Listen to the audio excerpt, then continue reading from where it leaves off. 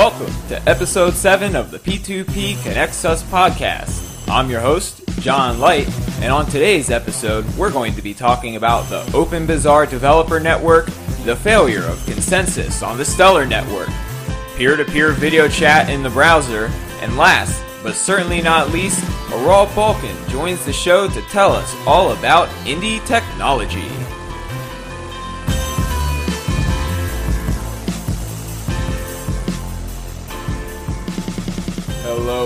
Hello, and welcome once again to episode 7 of the P2P Connects Us podcast. Thank you for tuning in.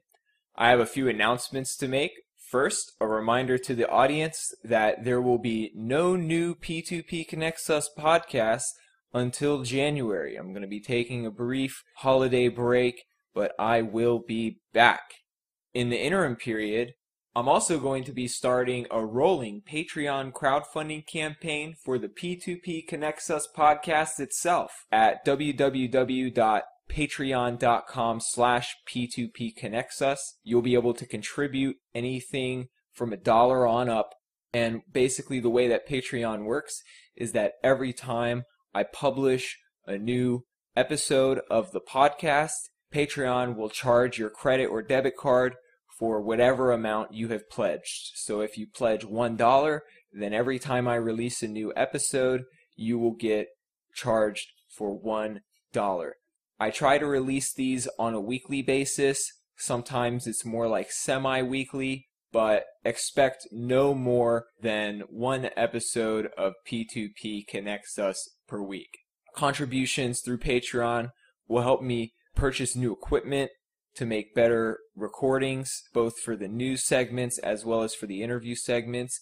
It'll help me outsource some of the editing so I can free up some of my time on the weekends that I usually spend just editing out all of the little ums and ahs and all the little mistakes that I make when I talk, and just generally tweaking with the equalizer to make it sound better and stuff like that. I would like to be able to outsource that to somebody who's really good at it, and any contributions you can make through the Patreon campaign will go to that.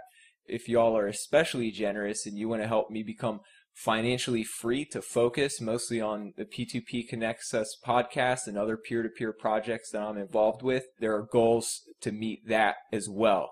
Feel free to head on over to patreon.com/P2PConnectsUs. Check it out, and if you're enjoying the podcast and don't mind parting with a little bit of your fiat every time I post an episode, please sign up. Of course, I'm still going to be accepting LTB coin tips on all posts that are published on letstalkbitcoin.com, and I also accept Bitcoin tips on letstalkbitcoin.com, and of course my own website, P2PConnects.us. Thanks a lot, everybody who's been contributing tips, LTB coin and Bitcoin tips. I've even received a few change tips on Twitter using the change tip service. I think that's really cool. Thanks a lot. And if you are enjoying these episodes, please consider just pitching in a little something. It just shows me your appreciation and lets me know that somebody out there values this stuff and keeps me motivated to keep putting out the content instead of doing something else that I think people will appreciate even more. And just a reminder, in addition to posting new episodes on my website at P2PConnects.us, all episodes are also posted at letstalkbitcoin.com, where you can get involved in the LTB coin distribution program, SoundCloud.com, where I've recently started uploading all of the episodes thanks to everybody who helped crowdfund the SoundCloud Pro Unlimited account. And I've also been converting the audio episodes into videos that are going onto YouTube.com. That's mostly just to help with discoverability for anybody who's poking around on YouTube looking for peer-to-peer things. I want them to be able to find the podcast if they're interested in peer-to-peer stuff. So I'm posting it all on YouTube, but of course that's very bandwidth heavy, so I don't advise that you listen to the episodes on YouTube from, say, a mobile device, a SoundCloud, or downloading it right from my website or letstalkbitcoin.com is a much better choice for that. And of course you can follow the show on Twitter at P2P Connects Us. Feel free to retweet any of the episodes, tweet ideas at me. If you have any ideas for projects or news stories you'd like to see covered or guest interview suggestions, I'm always open to suggestions for things that the audience would like to see on the show, just as long as it's somehow related to peer-to-peer technology, politics, or culture. I love all the suggestions that I've gotten so far and encourage you to reach out. On Twitter, letstalkbitcoin.com, SoundCloud, YouTube, or of course you can reach me through my own website at p2pconnects.us. With those announcements out of the way, let's move on to the news.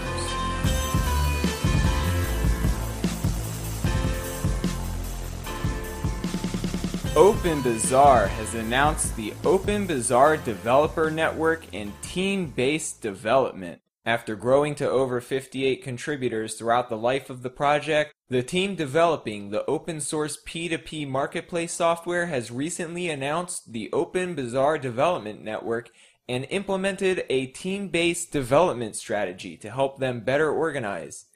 The OpenBazaar Development Network is described in the announcement blog post as, quote, a platform that allows a community of OpenBazaar developers to share their ideas, collaborate on how best to implement these ideas, and then make them a reality. OpenBazaar Development Network will allow the community to propose new features and vote on which features they want to see implemented, unquote. The 11 areas of focus for each development team will be code quality, design and UX, legal, marketing, networking, OpenBazaar Developer Network, OpenBazaar Labs, operations and recruiting, quality assurance, security, and Microsoft Windows. Yes, they have a team just for Microsoft Windows, probably because that's still, unfortunately, the majority of desktop operating systems out there. If you'd like to contribute or just learn more about the OpenBazaar project, you can do so by going to www.openbazaar.org. That's OPENBAZAAR.org. I'll be linking to the announcements and the website in the show notes. For Let's Talk Bitcoin listeners, the magic word for this episode is bazaar. B-A-Z-A-A-R. Bazaar. You have 96 hours from the time this episode is posted to redeem the magic word for your share of the LTB coin proof of participation points on letstalkbitcoin.com. Thanks for listening. Now let's get back to the show. A few episodes ago, I covered a story about a network outage on the Stellar Payments Network, Stellar being a fork of the Ripple protocol, which we covered in episode 1 of P2P Connects Us. Well, after resolving the problems that caused an 11-hour network outage just a few weeks ago, the Stellar Development Foundation has just published a blog post announcing a consensus failure, meaning that the servers which run their payment networks failed to come to an agreement on the current state of the ledger. They have fixed this problem temporarily by taking all validation nodes except one offline. So now the entire Stellar Payments Network is running off of just one server to avoid having another situation where multiple servers fail to come to consensus. Their proposed long-term solution is a complete overhaul of the consensus method. Notably, throughout the blog post, Stellar Development Foundation continuously refers to the consensus method as, quote, Ripple Stellar Consensus, despite the fact that the Stellar Development Foundation forked Ripple and then changed parts of the consensus algorithm. And now that there's a problem, all of a sudden they want to go back to associating themselves with Ripple and say that it's a Ripple Stellar Consensus problem rather than just a Stellar Consensus problem, given that this is Stellar's specific implementation. This is pretty important because as a peer-to-peer payment network that now services over 100,000 active users with over 3 million accounts, there's a lot of people whose money is at stake right now. Ripple Labs, the developers of the Ripple protocol, have responded to these allegations that there's a problem with the Ripple consensus algorithm. Ripple Labs CTO Stephen Thomas says, quote, "Stellar forking issue does not affect Ripple," unquote. He goes on to say, quote, "It is impossible for the Ripple network to experience an unintentional ledger fork as Stellar's did because our nodes require votes from a majority of validators. In the future, we will generally recommend a supermajority greater than 2/3 to account for Byzantine faults or validators that act arbitrarily or maliciously," unquote. Stephen Thomas also linked to a forum post published by Chief Cryptographer David Schwartz, who I interviewed on episode 1 of P2P Connects Us about this very topic, where he says, quote, "I believe the Ripple protocol is immune to forking when properly implemented. The following diagram illustrates that a fork is impossible." Check out the link to the Ripple forum post in the show notes to see the diagram for yourself if you're interested. I myself don't have too much to say about the original allegations, aside from the fact that I don't think it's fair to say that this is a, quote, Ripple Stellar consensus problem when Stellar changed Ripple's code and then implemented it in their own special way. It sounds like a Stellar problem, not a Ripple Stellar problem. And I don't have too much to say about Ripple Labs' assertions that a fork is impossible in their system, because frankly I don't have the technical knowledge to know whether it's impossible. The logic that their chief cryptographer uses in the forum post seems to make sense, and the logic that their CTO Stephen Thomas uses in the blog post seems to make sense. But at a technical level, saying that something is impossible is pretty bold. And I guess we'll just have to wait and see whether this is actually true. The Ripple protocol only has around 120,000 total accounts, with probably some fraction of that being active accounts that are constantly making transactions on the network, whereas the Stellar protocol has over 10 or 20 times that amount of total accounts and more accounts than that which they count as active. So will the Ripple protocol hold up to hundreds of thousands of active users without an unintentional fork? That remains to be seen.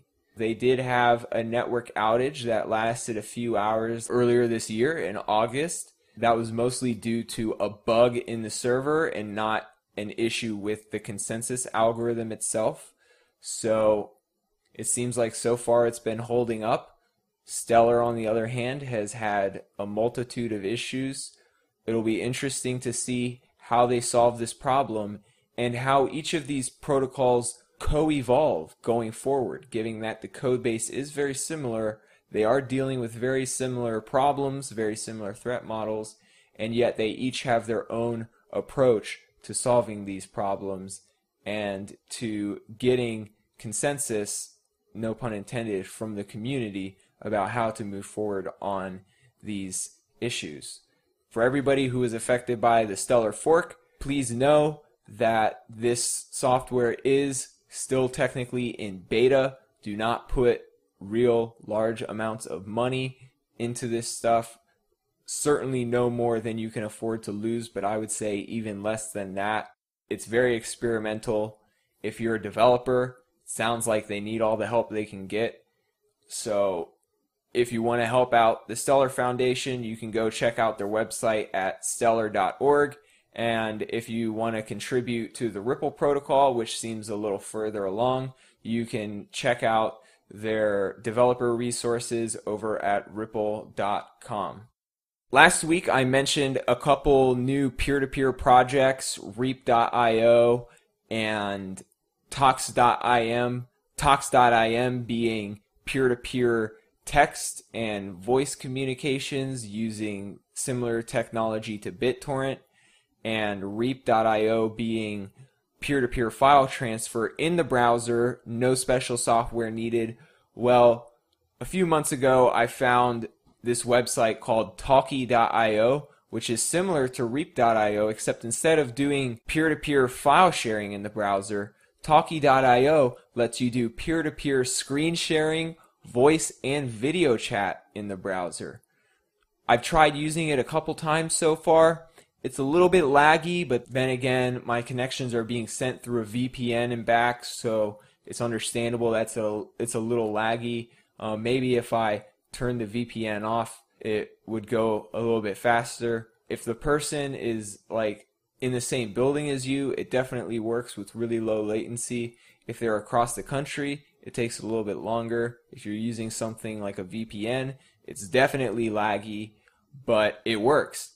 And I can imagine that it's only going to get better over time. These are open source projects, so they are probably projects that people work on in their free time with very limited resources. So unlike Skype, which is funded by a multi-billion-dollar company, these projects are very underfunded, but nonetheless, with developer resources and users who can give valuable feedback, I'm willing to bet that they will be as good or better than Skype in a few years' time. Again, that website that you can check out for peer-to-peer screen sharing, voice, and video chat in the browser is Talkie.io. With all of these cool open source projects, the future of peer-to-peer has never seemed brighter.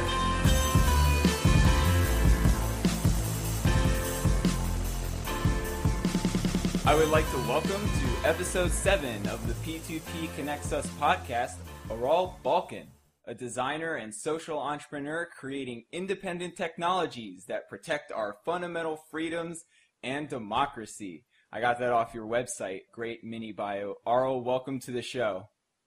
Thank you, John. Thanks for having me. It's my pleasure. Aral, what does peer-to-peer mean to you?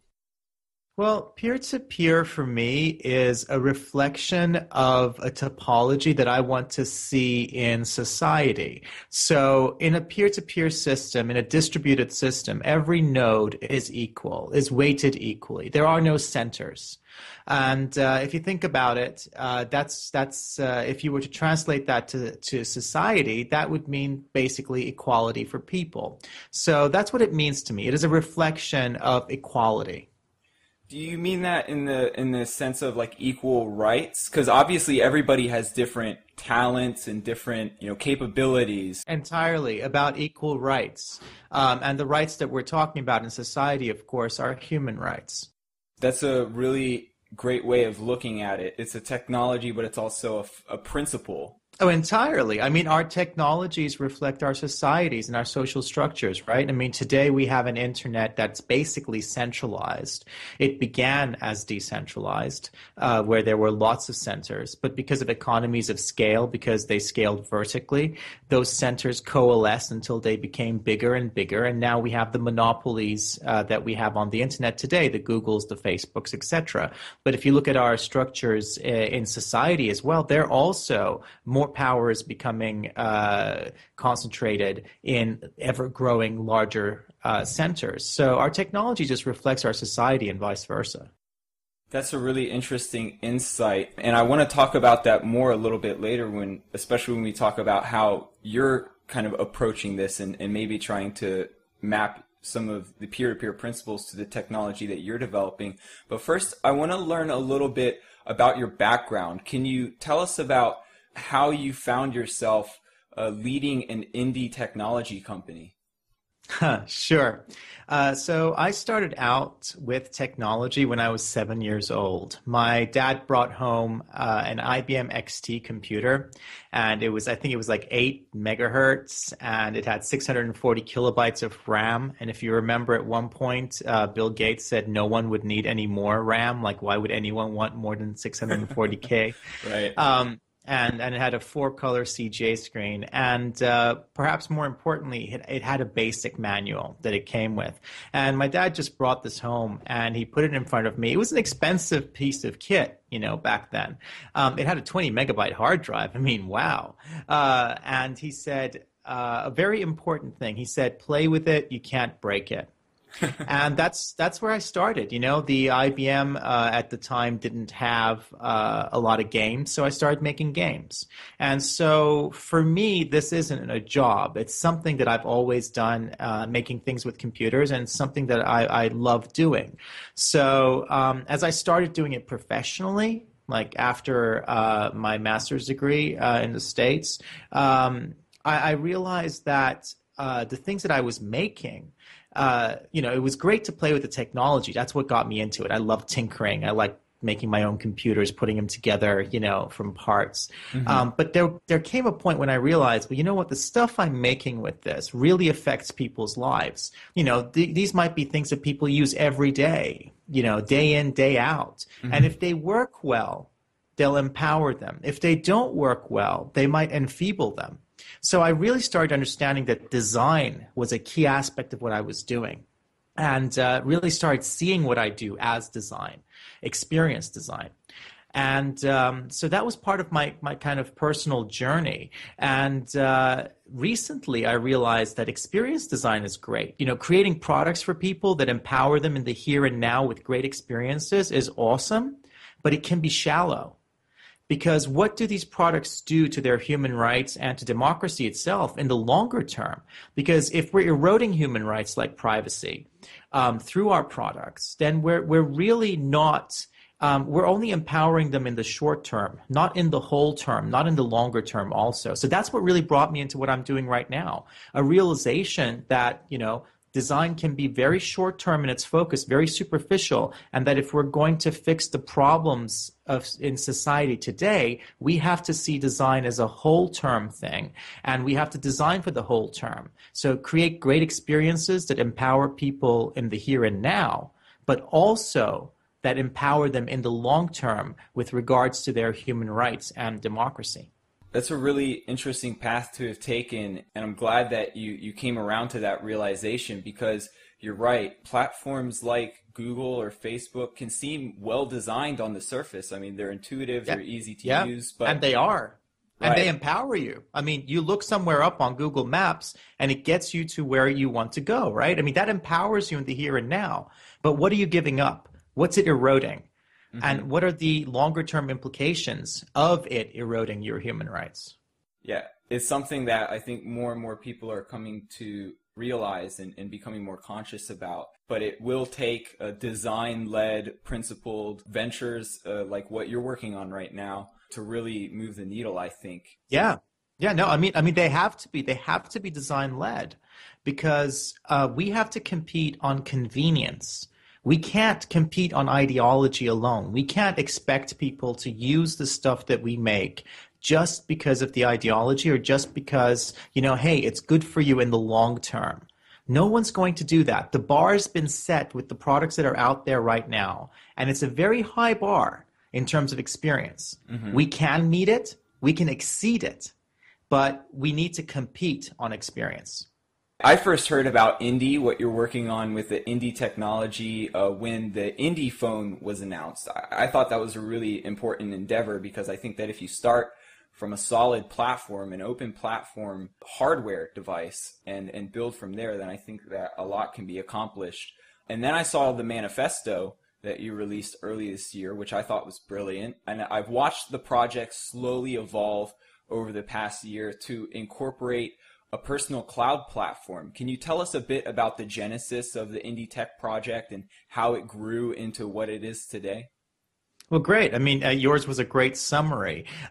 When I first started out with Indie, with the idea, it was very clear from the beginning that if we're going to compete with the platforms that exist today, if we're going to compete with, say, Apple or Google, then we need to compete on user experience. And the only way to compete with, say, a Google Nexus phone with the experience you can have on a Google Nexus phone is to create a competitor that controls the same components of the experience. So Google, with their Nexus phones, have control over the hardware, the software, and the services. It's the seamless combination of these three things that actually comprises the experience, what we call the experience. You can't separate them. I mean, of course we can, because we understand how each component works, and we can separate it and we can hack into it and play with them separately. But as far as a consumer is concerned, it is one seamless experience if it's done well. It's like a film. If a film is well edited, you don't notice the editing. If it's well lit, you don't notice the lighting. You just enjoy the experience. And it's the same thing here. So it was clear from the very beginning that if we want to compete, we have to eventually have control over the same components that our competitors have control over, which is hardware, software, and services. So that goal, that ultimate goal, has not changed. What's happened in the last year or a year and a half is that we now have a roadmap. We both understand the problem better, but now we know which baby steps we can take and which direction we need to go in to get to that ultimate goal. We can't, from day one, create a whole phone with hardware, software, and services. I mean, open hardware itself, to create an open phone, like in terms of fully open hardware, is a multi-billion-dollar problem. We're not even talking millions here.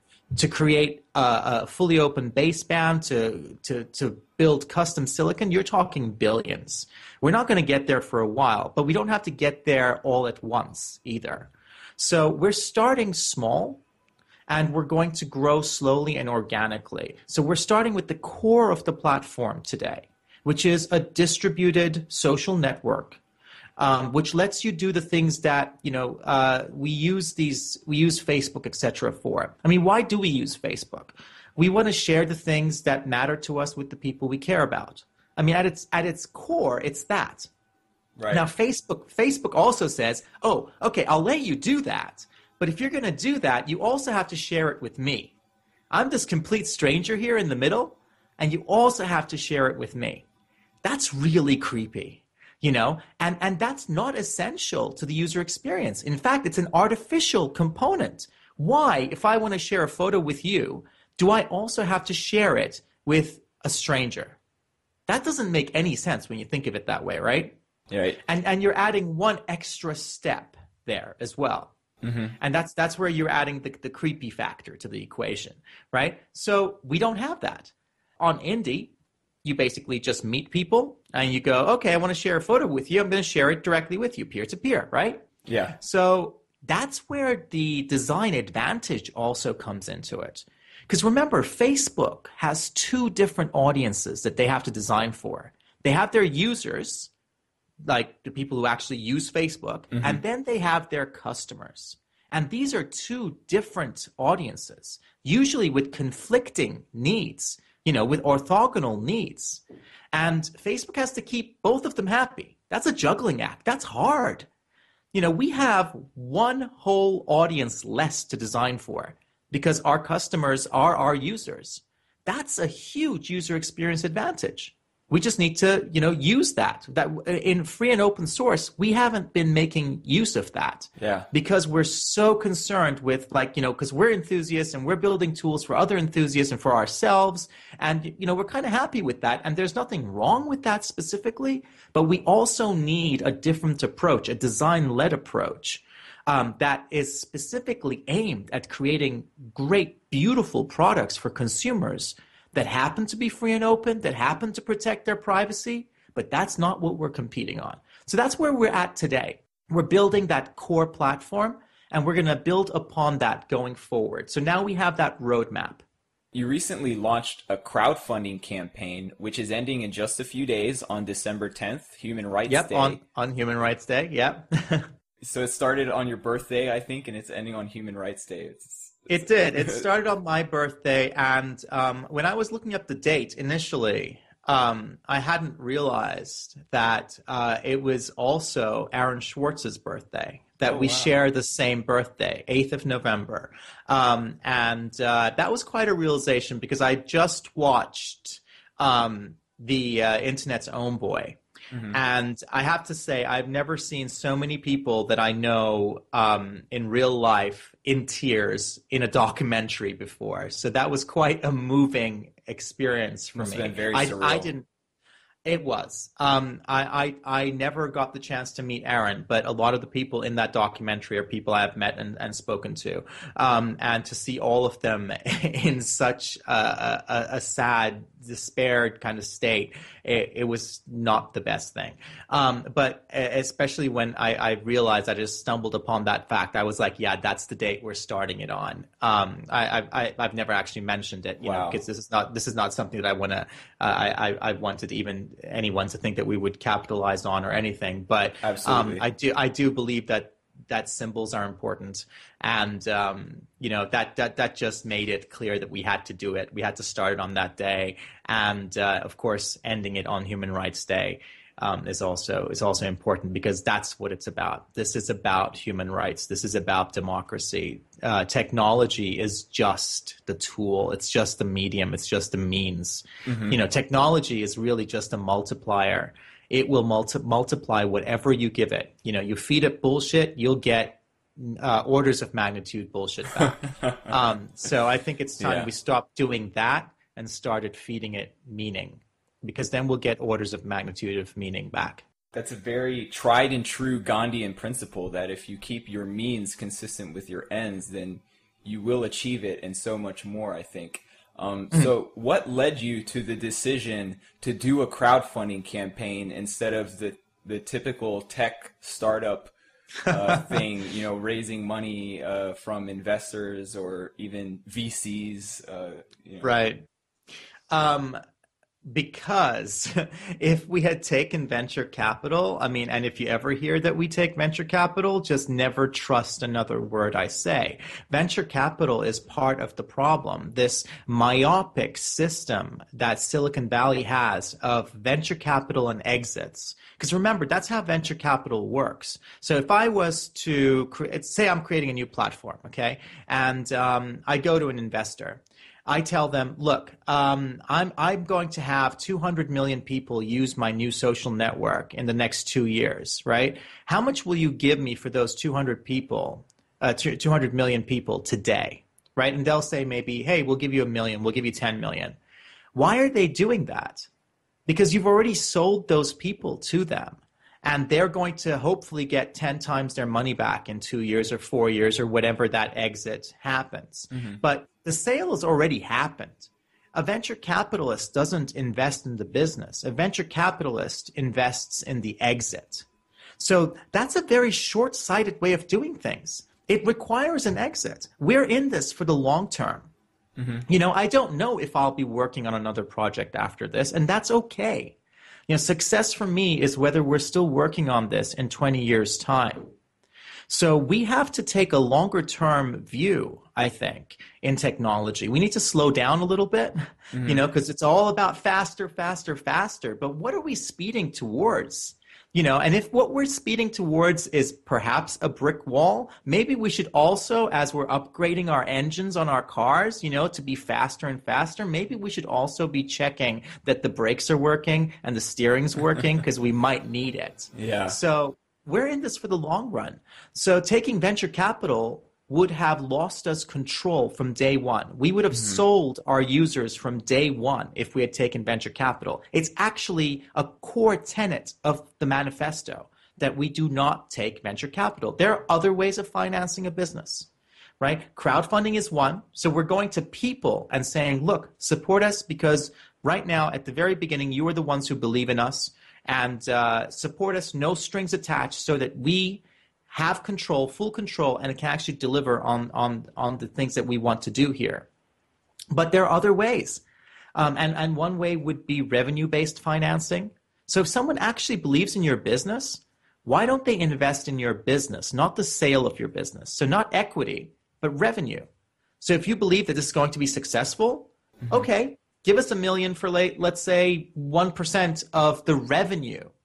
And that way, our interests are aligned. That way, we make more money, you make more money. We sell, nothing happens, right? Hmm. So we don't want to sell. We don't have this short-term, short-sighted view. but we want to create a sustainable long-term business. And I think that's important as well. This is not a charity. This is not a not-for-profit. And on purpose, the only alternatives to the venture capital backed financial successes that we have, Google, Facebook, etc., cannot be not-for-profits or charities. We need to prove that there are other ways of making money that don't require screwing up the world and taking people's freedoms away. So the exits typically come from either acquisitions or IPOs. In either case, you're selling your users to people that they would consider strangers. Exactly. Do you think it would be possible, if your company was successful enough, to buy out the original investors and retain that equity in the company, or maybe even allow the users themselves to kind of buy out the original investors and take some piece of ownership of the company? I would say it would be ridiculously hard.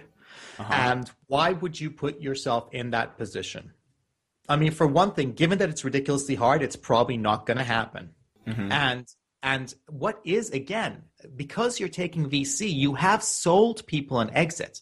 So either you lied to your investors, you told them that there was going to be an exit, but you kind of have this greater ambition of maybe buying them out one day, etc. So you've actually lied to them at that point. Or why don't we skip that whole thing altogether and find other investors? Remember, investment does not mean venture capital. Venture capital is one type of investment.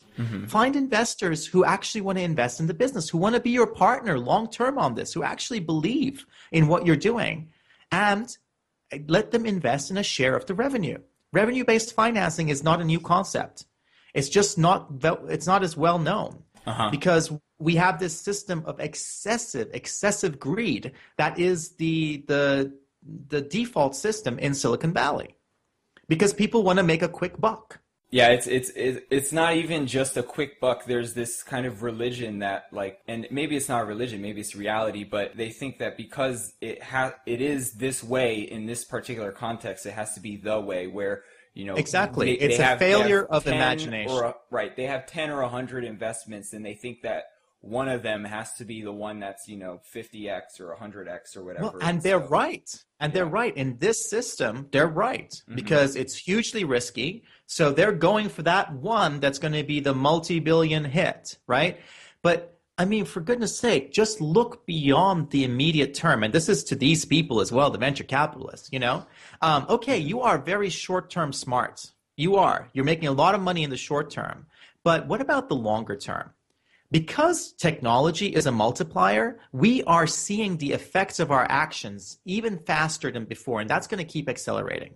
And that's true for the environment, that's true for anything else. So let's say, you have a company and it screws up the environment, your own environment as well. Because of how fast we can do it now and how well we can do it, it won't even be your children or maybe your children's children that feel the ramifications of this. It'll be you.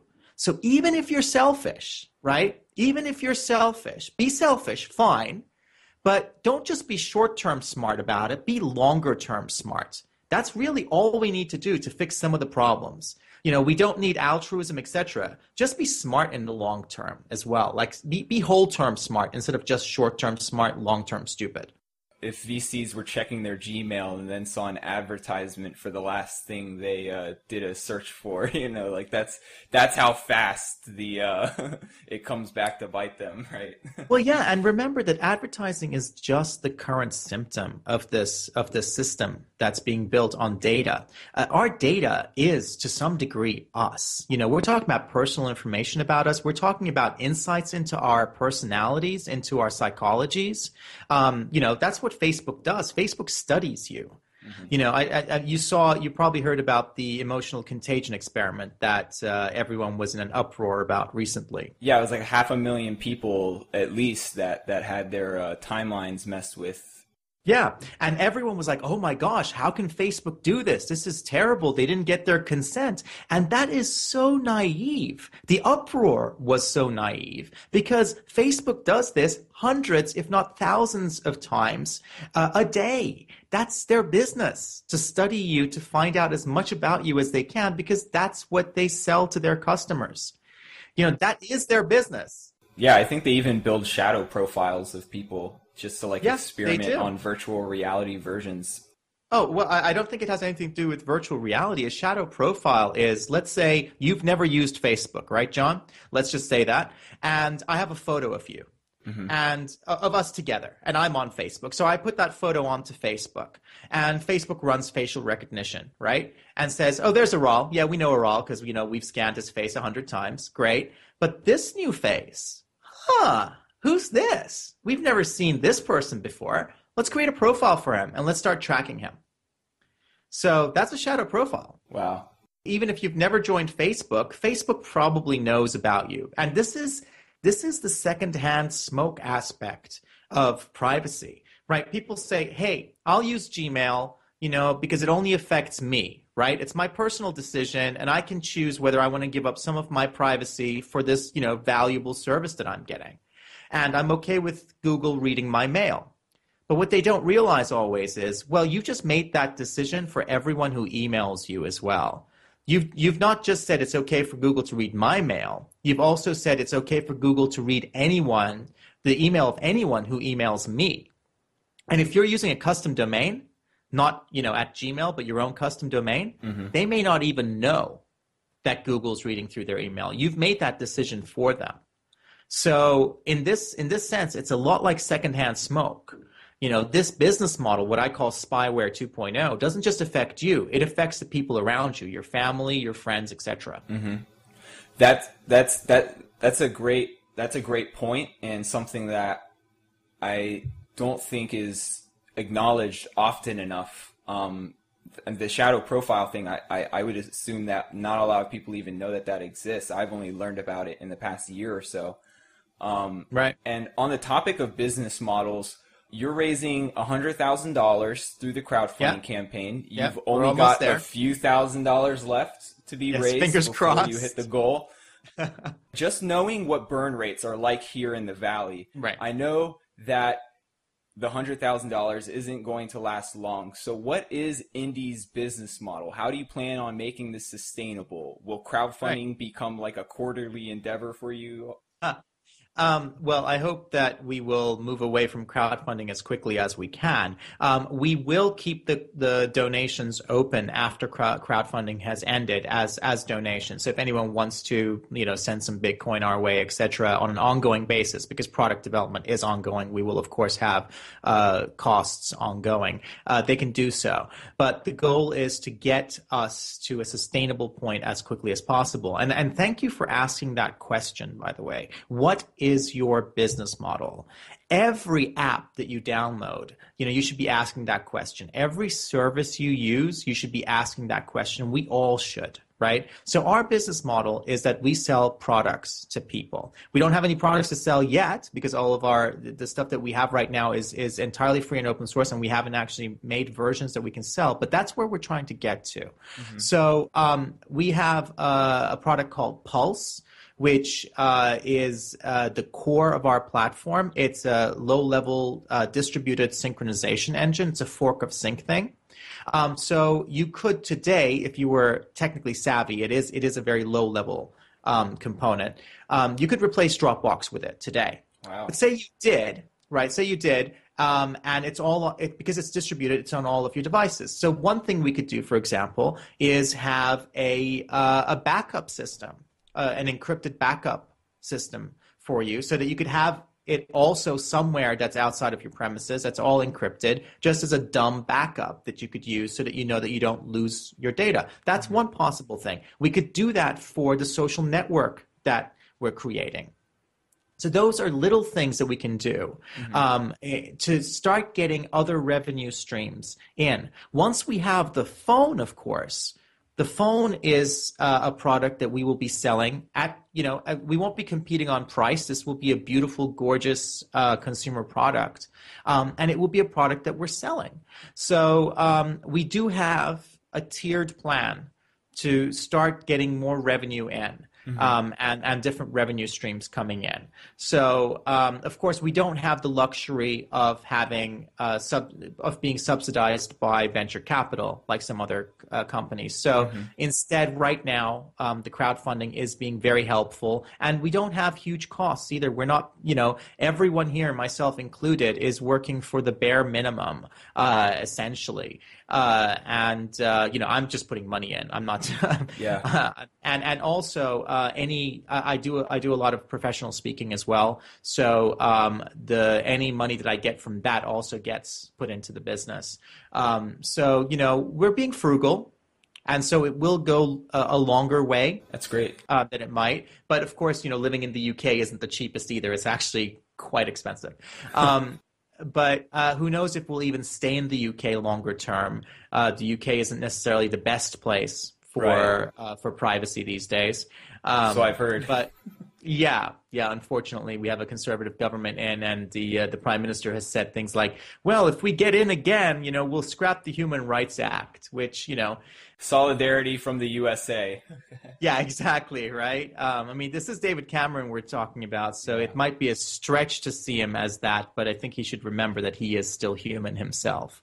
There was one kind of controversial exit for a crowdfunding campaign recently. There was the Oculus Rift that raised a bunch of money on Kickstarter and then got acquired by Facebook. Now, I know you say you're in it for the long haul and you're not looking for a quick exit, but even still, a lot of the users of that product felt a little bit burned because they basically built that business along with the founders by, taking a risk on this, experimental technology, and then they make billions of dollars and the users get a fancy helmet. Have you considered any ways that the users who are pitching into your crowdfunding campaign right now, because as I understand it, they're not getting any instant gratification. It's more like just they're helping you get to where you want to be. They are donations, yeah, and we were very adamant that they would be donations, because if nothing else, I want to see what support there is for what we're doing, and I think this is one way of gauging that. But the question is a very, very important one, and one that we have been considering from the very beginning. What it boils down to is really, if I have to say to you, trust me, then I'm probably not worthy of your trust. We have to build systems. We have to design systems where you don't have to trust it, right? What do I mean by that? In terms of the products themselves, this is pretty clear, right? They have to be free and open source, so that if you don't trust, for example, a hosted version, you can take it and you can run it yourself, right? So how can we apply the same sort of thinking to the design of the organization? Because that's where design begins. Design has to start at the organization. If you get the design of the organization wrong, then you can't really create the products that you want to create. So for our organization, we're now transitioning into a new type of company in the United Kingdom. It's called a company limited by guarantee, not limited by shares. So we don't actually have any shares. We don't have equity. There is nothing to sell. So even if we wanted to sell, even if Facebook came to us and said, here's $1 billion and we want to buy you, we just don't have shares to sell. We have no equity to sell, which is one of the primary design decisions that we made. Wow. That's can't be evil for you. That is exactly it. So it's not about building something that in its essence is like a publicly traded corporation, and then, say, don't be evil to it. That's just silly. Build stuff that can't be evil. Build systems and build organizations where people don't have to trust you, right? That's the only thing worthy of trust. You mentioned Bitcoin earlier. I saw that you recently added Bitcoin payments to the crowdfunding campaign. Was this by popular request, or is Bitcoin something that you added on your own initiative, something that you're already actively interested in? Well, I'm definitely interested in Bitcoin and the blockchain. I'm not sure if it is the end all be all of the solutions that will, that we need. And I have seen people interested in the blockchain, in blockchain-based systems, and in Bitcoin for all the wrong reasons, because they just want to create a new coin and skim a percentage off the top, and not necessarily because they're actually trying to solve the problems that we're solving. And also, when you think about the blockchain and Bitcoin, of course, it is revolutionary in how it works, but it does have shortcomings. There is it has to have a majority of people working for the right reasons. The miners, the majority of the computational power has to be aimed towards doing a good thing, or else they can take over. That's one thing. But also, there are user experience issues with it. The whole concept of having miners, right, and a coin in order to actually do what you want to do for certain things, that is, 2 additional steps that not everyone might A, understand, and B, want to do. And in terms of competing on convenience, that might be actually a handicap. But all of that aside, there was both interest. I mean, we wanted to do it from the beginning anyway, but there was also interest from people who wanted to donate via Bitcoin. And the Stripe Bitcoin beta has just made it so easy to incorporate. Oh, cool. So you're doing it directly through Stripe. Yeah, it was very, very easy to integrate, even though, I mean, the largest part, the biggest problem was really just that we have a custom UI. We're not using their user interface, so just had to update the UI for it. I was actually going to say, whoever designed it did a great job, because it flows very well with the rest of your page and your theme and everything. We built our own crowdfunding page as well. We didn't use Indiegogo or Kickstarter. In fact, we talked with Indiegogo a lot, and they were really lovely. They wanted us to use Indiegogo. And we started building the site there. And then when I went on with Ghostery, I just saw like a screen full of trackers. And this was with 2 weeks to go, so we were building it there. And I just pulled it up, and I just saw like a screen full of trackers on Ghostery, and I was like, we can't subject the people who want to donate to us to this. This goes against everything that we believe in. So in about 2 weeks, we scrambled and set up our own. Wow. Yeah, well, and it's much more in keeping with our ethos as well. Absolutely, I think that's really bold and admirable to just say, you know what, guys, this might hurt in the short term, but we really got to do this. This is and we've had to do that over and over again. Even for something as simple as video hosting. We started hosting with Vimeo. And then we realized that embeds Google Analytics, their own Google Analytics. Yeah. So we're like, we're leaking, user data. So then we went to a different platform, and where we could have our own player that didn't, embed these things. And then we racked up something like, I don't know, $1,000 or something in a day with not that many videos. And we were like, okay, we can't afford this. So then we went back to Vimeo, but then created our own custom player that doesn't leak data. But all of this, is a hassle, of course, but we have to do this. And this is why we need alternatives. You're building the tools of a free society here. Well, we're trying, and others need to do it as well. And because we need to create these convenient alternatives. Because the thing with, spyware 2.0 is it's convenient. All of these, we have APIs, we have all of these little systems that plug into each other, but they're all built on the same premise, where people are fine with sharing their data and where, people are fine with the spying. If we're going to create alternatives, we need to create convenient enough components as well for developers. So, when we're creating alternatives, it's not just products. It's also alternatives for developers and also alternative organizations where, people like us can work in the future, and people who care about our ideals can work in the future as well. Absolutely. And I definitely appreciate the work that you're doing. I'm learning a lot from just watching what you guys are doing over there, along with some of the other open source projects that I'm following. So what is next for Aral Balkan and the indie team? Well, we've got 2 days in which to make our goal. And after that, we're kind of going into lockdown because I want to get Heartbeat, the core social platform, ready for January, for launch in January to our group of pre-alpha supporters on the crowdfunding. And so that means long hours of coding for me and for George, who's working on the Pulse side of it. Yeah. So that's what I have to look forward to over the holidays. Lots of late nights and coding.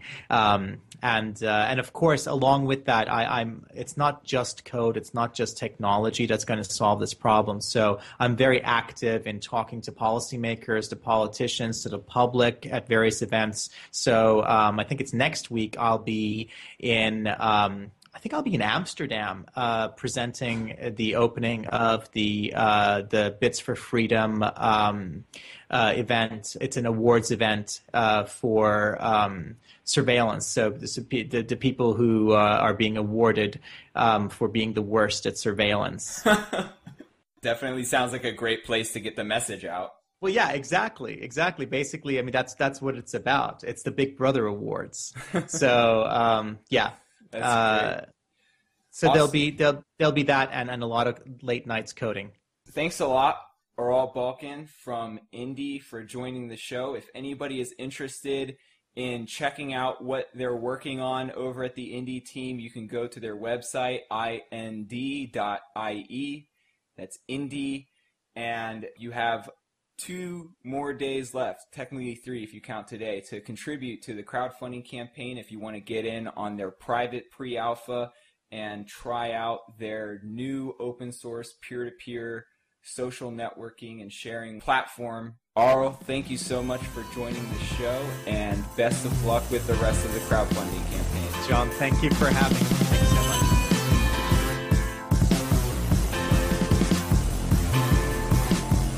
Thanks for tuning in to episode 7 of the P2P Connects Us podcast. If you have any comments or questions, you can reach me through the contact form on my website at p2pconnects.us. Till next time.